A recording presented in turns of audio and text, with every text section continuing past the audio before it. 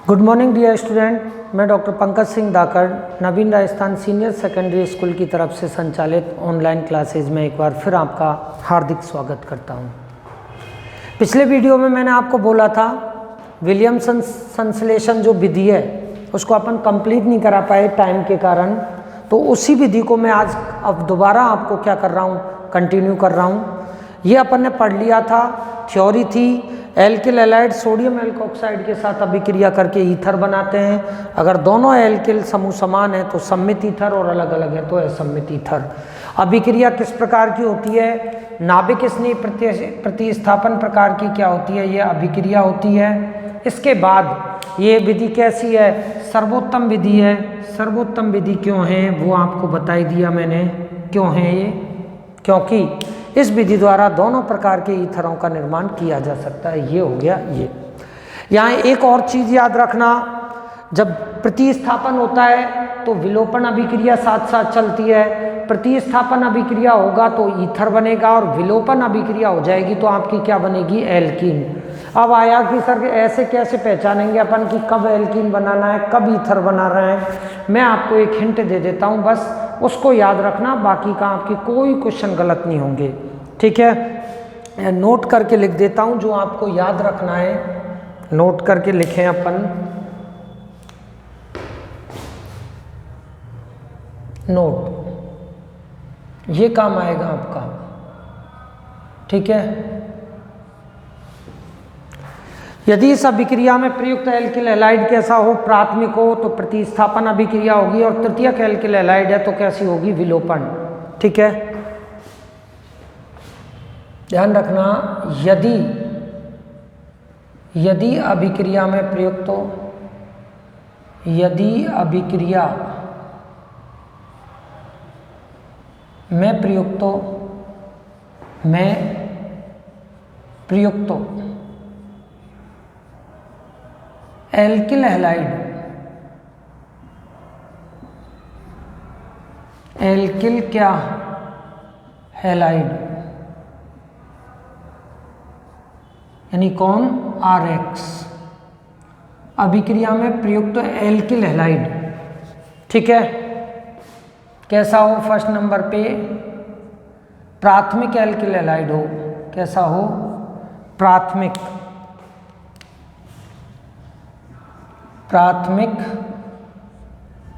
Alkyl halide हो।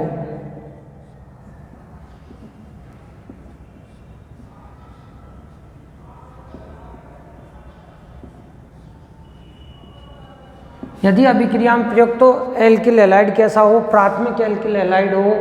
तो ध्यान रखना, अभिक्रिया किस प्रकार की होगी? SN प्रकार की होगी।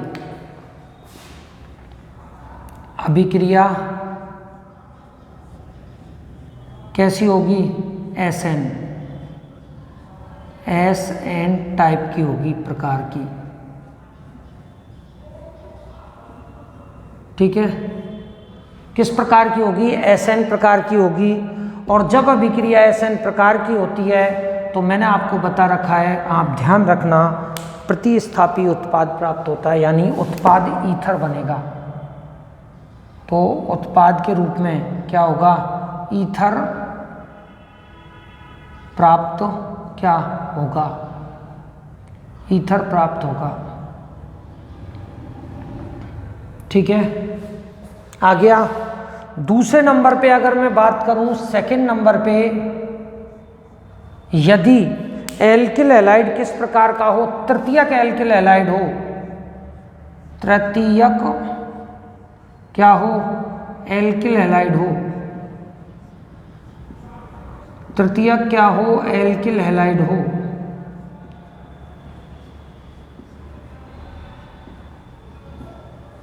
ठीक है, तो ध्यान रखना, अभिक्रिया किस प्रकार की हो जाएगी? विलोपन प्रकार की। अभिक्रिया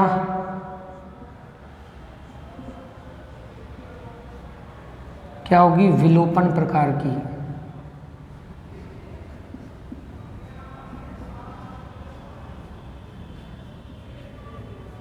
अभिक्रिया किस प्रकार की होगी? विलोपन प्रकार की। ठीक है, और जब अभिक्रिया विलोपन प्रकार की होती है तो उत्पाद ध्यान रखना कौन बनता है, एल्कीन। क्या बनेगी, समान कार्बन युक्त तो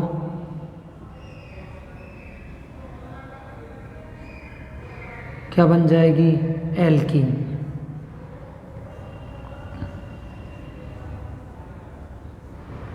ओके, हो गया। ये चीज़ याद रखना, इससे आपको क्वेश्चन गलत नहीं होगा। अब काफ़ी स्टूडेंटों के दिमाग में आ रहा होगा सर प्राथमिक हो गया, तृतीयक हो गया, द्वितीयक होगा।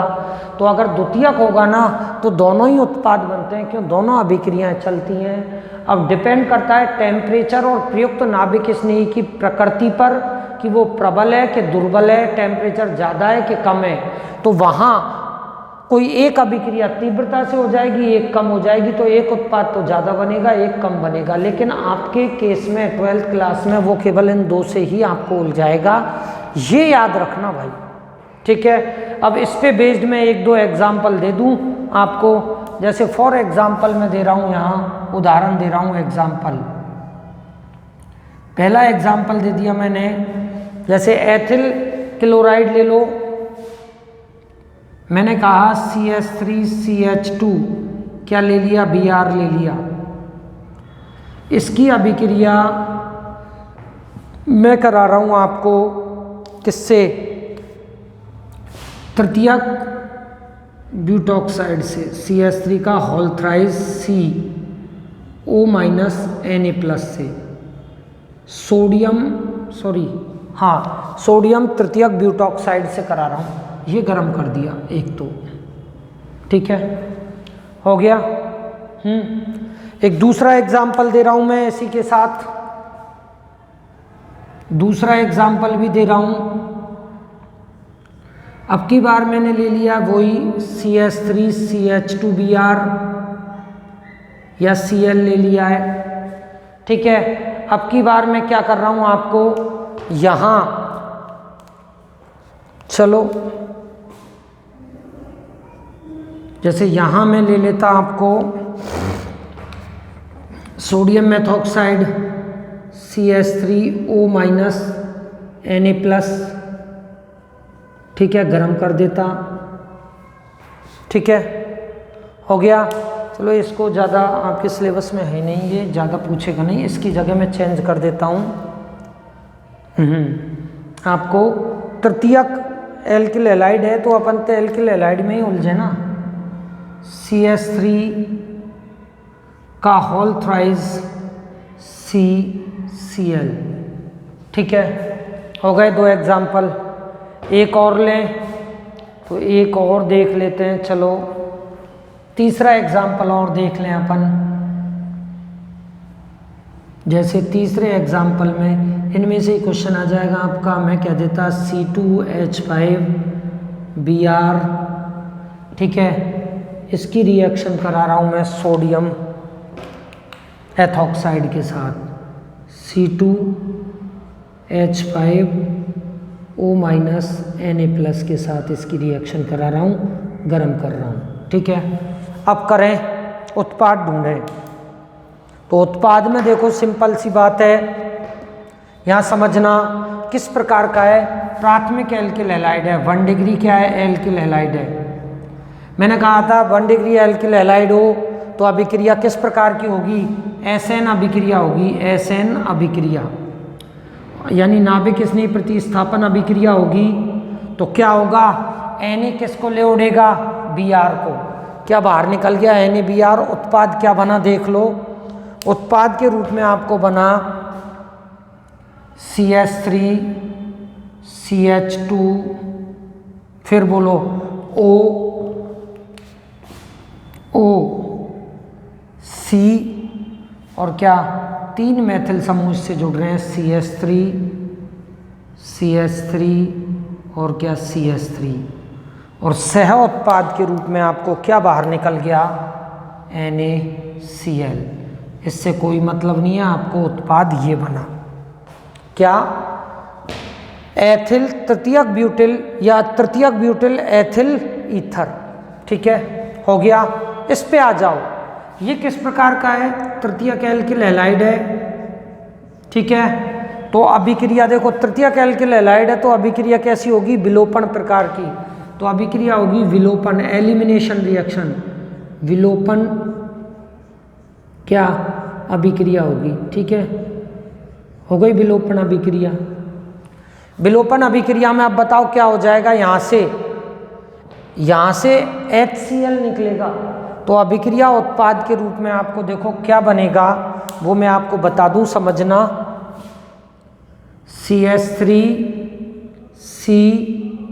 CH3 CH3 को मैं ऐसे लिख रहा हूं, कोई दिक्कत? और यहाँ क्या आ गया? Cl। ओके, यही है ना, ऐसे खोल के लिख दिया है। अब यहाँ से क्या निकल जाएगा? देखो यहाँ से ये HCl क्या निकाल देना, आप बाहर निकाल देना।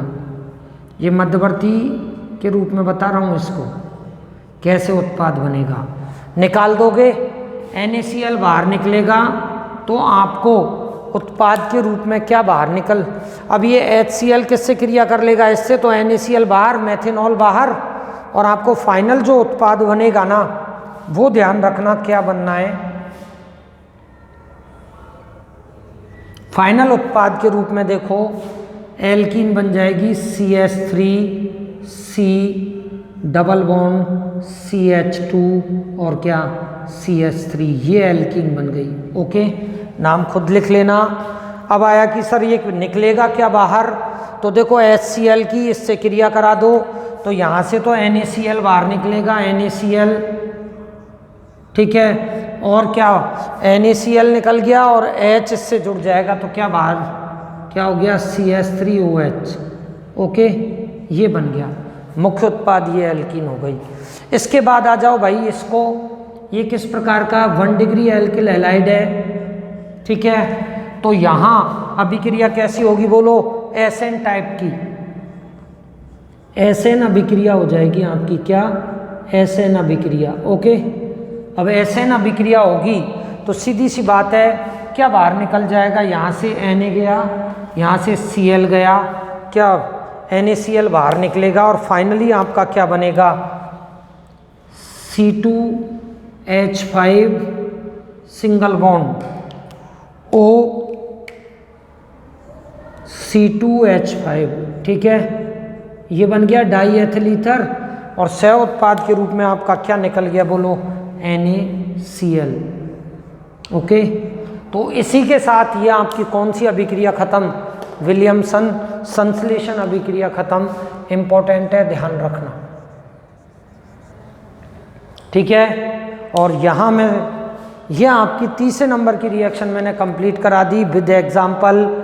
ये नोट बहुत ही इंपॉर्टेंट है, इसको अगर मिस करोगे तो आंसर ऊट पटांग दे के आओगे। एल्कीन की जगह एल्किल है, एल्कीन की जगह ईथर बनाओगे, ईथर की जगह एल्कीन बनाओगे। इसको पिक ले लो, सही ढंग से नोट्स बनाना, और चलते हैं फिर आगे, ठीक है। चलो भाई, अब आ जाओ नेक्स्ट चौथे नंबर पे, जो ऑलरेडी मैं आपको पढ़ा चुका हूँ। चौथे नंबर की जो रिएक्शन है जिसको मैं ऑलरेडी आपको पढ़ा चुका हूँ, वो है आपकी क्या? चौथे नंबर की रिएक्शन है एल्किल हैलाइड द्वारा, एल्किल हैलाइड एवं शुष्क सिल्वर ऑक्साइड की क्रिया द्वारा, शुष्क सिल्वर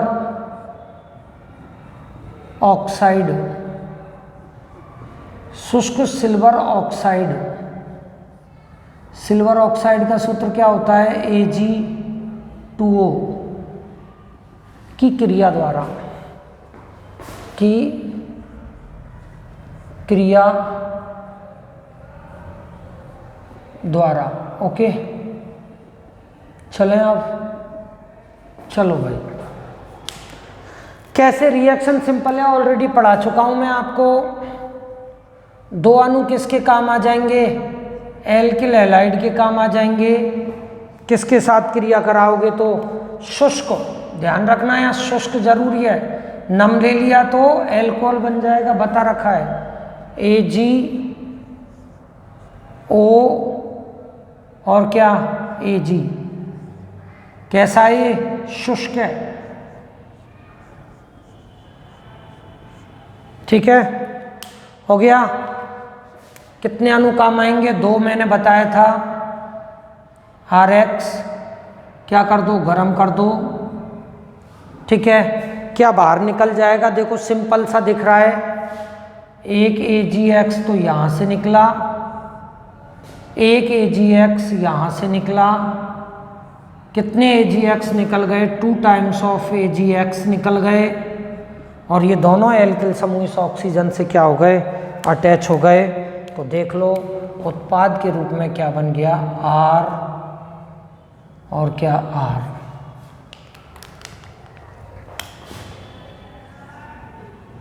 ओके, बन गया ईथर। एग्जाम्पल जो बोर्ड में आएगा वो लिख लो, खुद करा लेना। मैं कह देता हूँ 2 टाइम्स ऑफ C2H5Cl। इसकी क्रिया मैं किससे कराऊंगा? शुष्क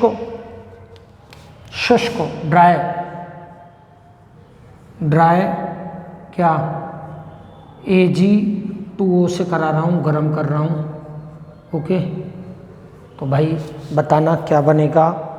इसी के साथ आपकी क्या ईथर निर्माण की विधि कंप्लीट हो गई। इसकी फोटो ले लो, फिर आगे बढ़ते हैं अपन भौतिक गुणों पे।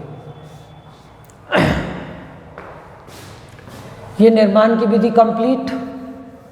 अब आ जाओ क्या भौतिक गुण की बात करें अपन।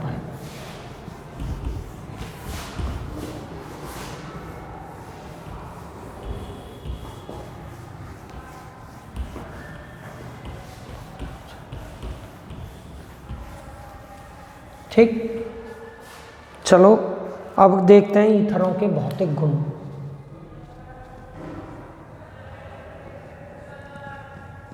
ईथरों के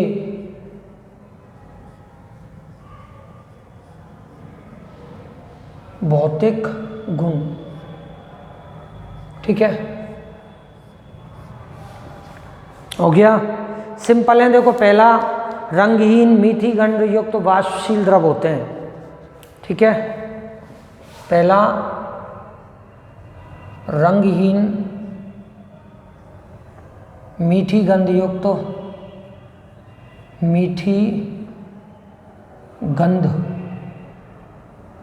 तो कोई नहीं पूछेगा इस पॉइंट को। युक्त तो वाष्पशील द्रव है, वाष्पशील एवं अत्यंत ज्वलनशील क्या होते हैं? द्रव होते हैं। अत्यंत ज्वलनशील,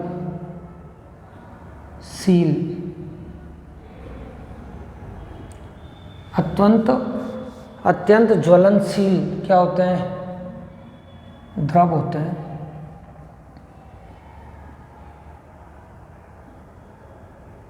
ठीक है, पहला पॉइंट।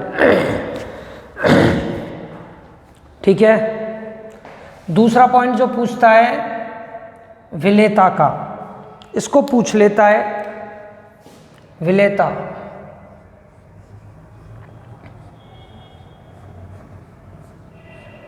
ठीक है, निम्नतर ईथर जल के अणुओं के साथ इंटरमॉलिक्यूलर हाइड्रोजन बंध बनाते हैं, अतः ये जल में विलेयता प्रदर्शित करते हैं। निम्नतर ईथर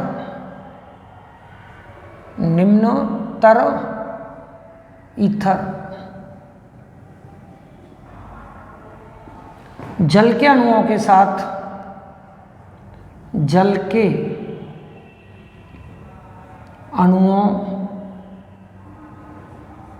साथ कौन सी हाइड्रोजन आबंधन? कौन सा? इंटरमॉलिक्यूलर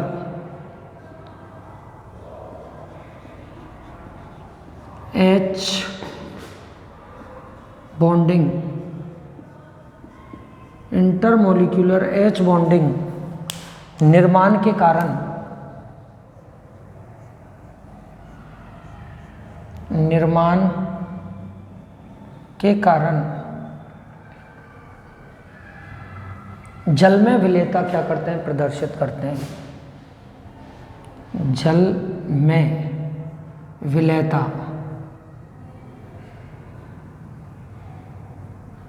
क्या करते हैं, दर्शाते हैं।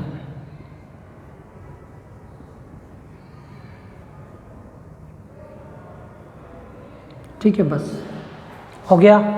ध्यान रखना है ईथर कौन से, निम्नतर ईथर में तो आपका एक डाई मेथिल ईथर की बात करें, एथिल ईथर प्रैक्टिकली रूप से क्या है, घुलता नहीं है।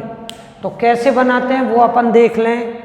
देखो इसको रिप्रेजेंट करें अपन निम्नतर ईथर को कैसे। ये मैंने ले लिया डाई मेथिल ईथर, यही होता है जो विलेयता दर्शाता है। बाकी के ईथर जल में घुलेंगे नहीं, क्यों, क्योंकि हाइड्रोजन बंध नहीं बना पाएंगे। यहाँ से आ जाओ आपके कौन से, वाटर क्या आ जाएगा, मॉलिक्यूल, वाटर मॉलिक्यूल आ जाओ HOH, ऐसे ही ले लो HO और क्या H, हो गए। अब दो विद्युत ऋणियों के बीच में आप क्या लगा दो, दो विद्युत ऋणियों के बीच में हाइड्रोजन आ गया तो ये बॉन्डेड हो गया आंशिक रूप से। ऐसे यहाँ आंशिक रूप से ये हाइड्रोजन क्या हो गया, बॉन्डेड। तो ये बॉन्डिंग किस नाम से जानी जाती है, इंटरमोलिक्यूलर हाइड्रोजन बॉन्डिंग। तो ये बॉन्डिंग आपकी जो जानी जाती है वो किस नाम से जानी जाती है, ध्यान रखना, इंटरमोलिक्यूलर हाइड्रोजन बॉन्डिंग। पढ़ा चुका हूँ, इंटरमोलिक्यूलर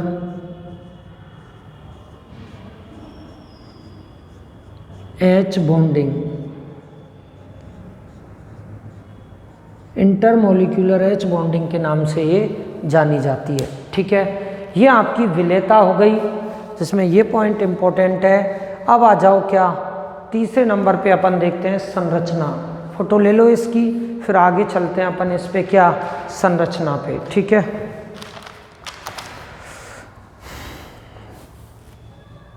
ठीक, संरचना तीसरा पॉइंट। भौतिक गुण में नहीं आएगा ये, अलग से ही लिखा देता हूं, चलो संरचना। ठीक है, अलग से ही लिखा देते हैं अपन क्या, स्ट्रक्चर, संरचना, ईथर की संरचना।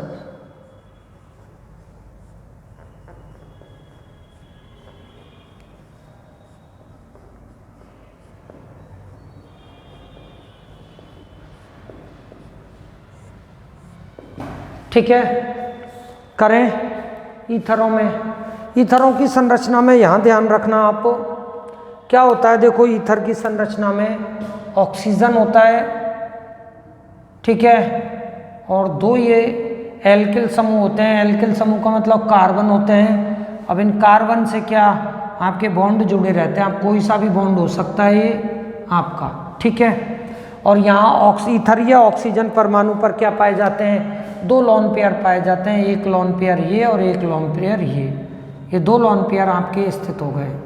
ठीक है, ये आपका कौन सा बॉन्ड हो गया, ये सिग्मा बॉन्ड हो गया।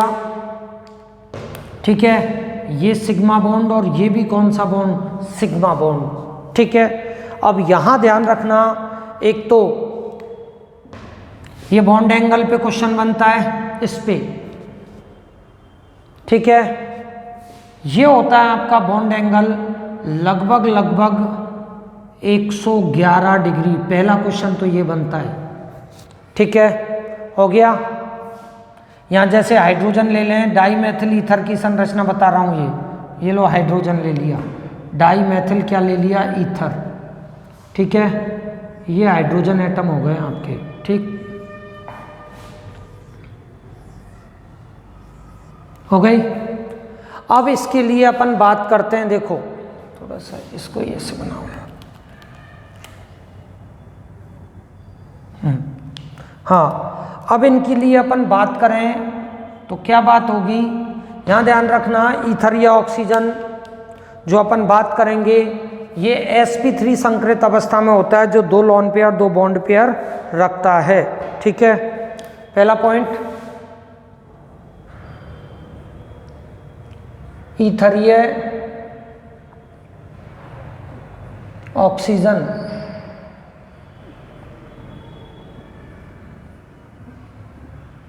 ठीक है, कौन सी sp2 संकृत sp3 संकृत अवस्था रखता है, संकरण ठीक है, प्रदर्शित करता है। sp2 संकरण क्या करता है, प्रदर्शित करता है।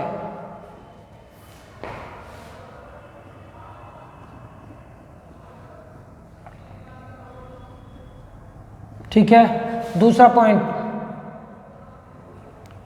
ईथर की सेफ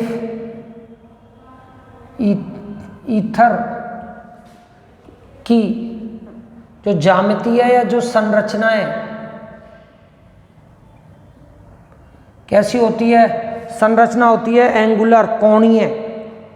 कैसी होती है, कोणीय। कोणीय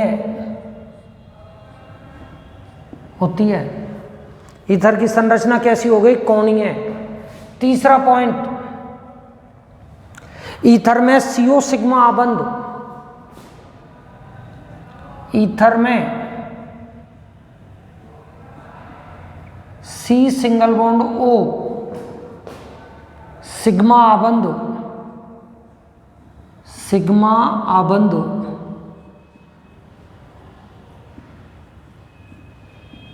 किसका, सिग्मा आबंध ध्यान रखना, कार्बन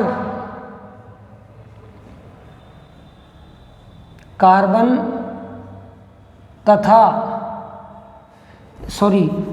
कार्बन तथा ऑक्सीजन के, कार्बन तथा ऑक्सीजन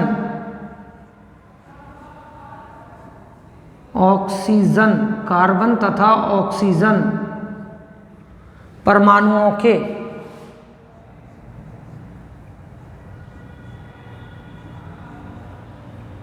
कार्बन तथा ऑक्सीजन परमाणुओं के sp3 संकरित कक्षकों के, sp3 संकरित कक्षकों के कौन से, समाक्षीय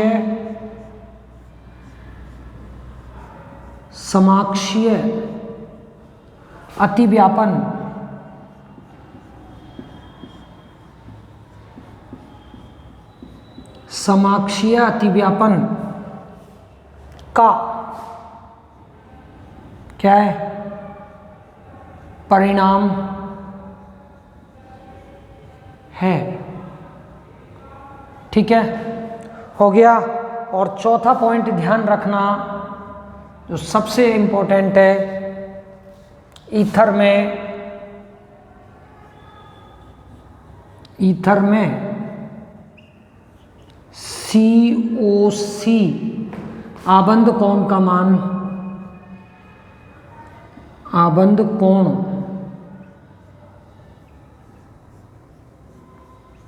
का मान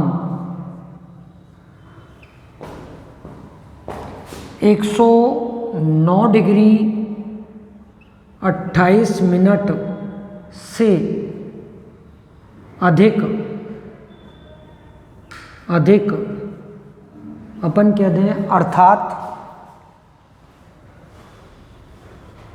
अर्थात कितना दिख रहा है, 111, लगभग 111 डिग्री, लगभग 111 डिग्री होता है, जो कि एल्किल समूहों के मध्य प्रतिकर्षण का, जो कि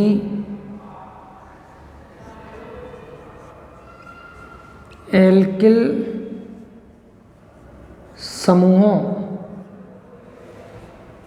के मध्य, जो कि एल्किल समूहों के मध्य किसका, प्रतिकर्षण का परिणाम है, प्रतिकर्षण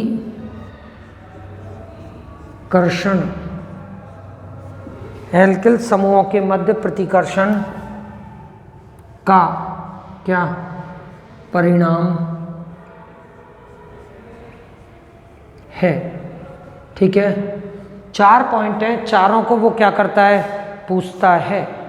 ठीक है, और इसके बाद एक और लिख लो, क्योंकि इसकी संरचना कोणीय है मतलब असममित है, तो असममित संरचना रखने के कारण ईथर का द्विध्रुव आघूर्ण शून्य नहीं होता। एक पॉइंट और याद रख लो,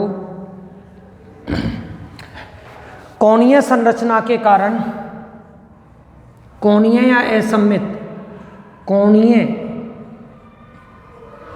संरचना के कारण ईथर का